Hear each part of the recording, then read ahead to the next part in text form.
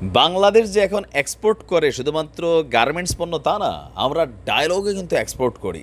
আপনি দেখেন খেলা হবে, সাইম ওসমান ভাই বলছিল এটা সেই কলকাতা, পশ্চিমবঙ্গ বিভিন্ন জায়গায় আন্তর্জাতিকভাবে কিন্তু এক্সপোর্ট এখন হয়েছে। ওইটা ওই দেশের ভাষায় বলে খেলা হবে।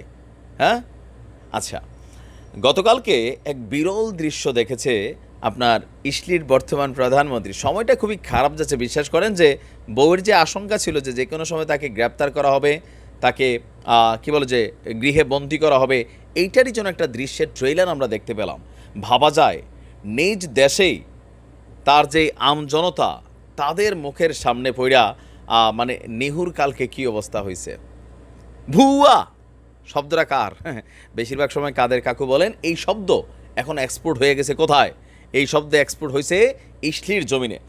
দর্শক, গতকালকে দক্ষিণ ইশালের সামরিক বাহিনীর এক অনুষ্ঠানে ঘটেছে এই আজব ঘটনা। আর বলা হচ্ছে নেহুর শাসনামলে এমন ঘটনা বা এই দেশের প্রেসিডেন্টের বিরুদ্ধে বা প্রধানমন্ত্রীর বিরুদ্ধে বা সেনাবাহিনীর বিরুদ্ধে জনগণ এই ধরনের স্পর্শকাতর শব্দ ইউজ করা কিন্তু নিজের দেশে কখনো আর দেখে নাই।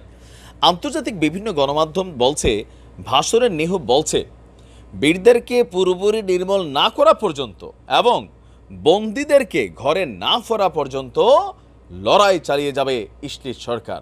তো এই সময় জনতা এইসব রাজনৈতিক ডায়লগ এখন হয়েছে কি পৃথিবীর বেশিরভাগ দেশেই রাজনৈতিক নেতাগুলো তারার মতন করে তারা কথা বলে। মানুষ কি বিশ্বাস করলো, এটাকে গ্রহণ করলো নাকি করলো না, ডাজেন্ট ফ্যাক্ট, মুখ আছে বলতেছে। মানে নেহুর মতন যে দেশগুলো আর কি যেখানে গণতন্ত্র মানে আদালতের মাধ্যমে এস্টাবলিশ করা ফেলে রাখা হয়েছে বা প্রশাসন দিয়া। যাই হোক, এখন সে তার যখন এই বক্তব্য দিছে, উত্তেজিত জনতা তারে বলতেছে ভুয়া ভুয়া ভুয়া। মানে প্রথম দুইজনে আওয়াজটা তুলছে, এরপরে সাথে সাথে সেখানে উপস্থিত থাকা হাজার হাজার মানুষের এই ভুয়া ভুয়া দুধ্বনিতে নেহু, সেনাবাহিনীর প্রধান, তাদের যুদ্ধবাজ মন্ত্রীরা আছে সেই স্থান ত্যাগ করতে বাধ্য হয় নিরাপত্তার খাতিরে। কারণ সেইখানে খুবই গুরুত্বপূর্ণ কি বলছে যে বীরদেরকে পুরোপুরি নির্মূল না করা পর্যন্ত।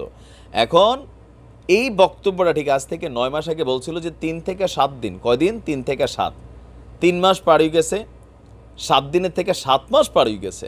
কিন্তু এখন পর্যন্ত বীরদেরকে কতটুকু নির্মূল করতে পারছে? তাদের সেনাপ্রধানরাই তো এই বক্তব্যগুলো দিচ্ছে নাকি আমরা দিচ্ছি? আমরা না। আবার বলতেছি কি মানে এদের বন্দি যারা আছে তাদেরকে ঘরে না ফেরানো পর্যন্ত। 9 মাস হয়ে গেছে। 10 থেকে 11 কিলোমিটার একটা ছোট্ট শহর। এই শহরে এদের দৃষ্টিতে গোয়ার টাইপের একটা গ্রুপ আছে, আমাদের বীররা গোয়ারই বলে, এদের বিরুদ্ধে লড়াই করে ভাই 40,000 মানুষের জীবন নেওয়া গেছে। কিন্তু এদের যারা আটক আছে বীরদের কাছে কয়জন এরা বাড়িতে ফিরেতে পারছে? জনগণের দাবি হচ্ছে তুমি এগুলা বন্ধ করো, বন্ধ কইরা চুক্তি করো। চুক্তি করতে গিয়ে যদি মনে হয় বীররারে ক্ষমতায় রাখানো লাগবে ওইখানে, তুমি ওইটা করো। আমাদের মানুষ আমরা ফেরত চাই, আমরা আর যুদ্ধ চাই না। আর এই মুহূর্তে সে ওই স্থান ত্যাগ করার পরেও গতকালকে পুরো ইসলি জুড়ে ব্যাপক বিক্ষোভ সংগঠিত হয়েছে। আর এটার একটা কারণ হচ্ছে তার নামে কিন্তু আর একটা গোপন কাহিনী বের হয়েছে, সেটা পরের ভিডিওতে জানাচ্ছি। তো এরকম ভুয়া শুরু হলো। তো কাদের কাকুকে ধন্যবাদ এরকম আন্তর্জাতিক মানসম্পন্ন ডায়লগ ক্রিয়েট করার জন্য। হ্যাঁ, খেলে আওয়ামী লীগ কিন্তু ভালো ভালো শব্দ বানায়, খেলা হবে। ভালো থাকুন, আসসালামু আলাইকুম।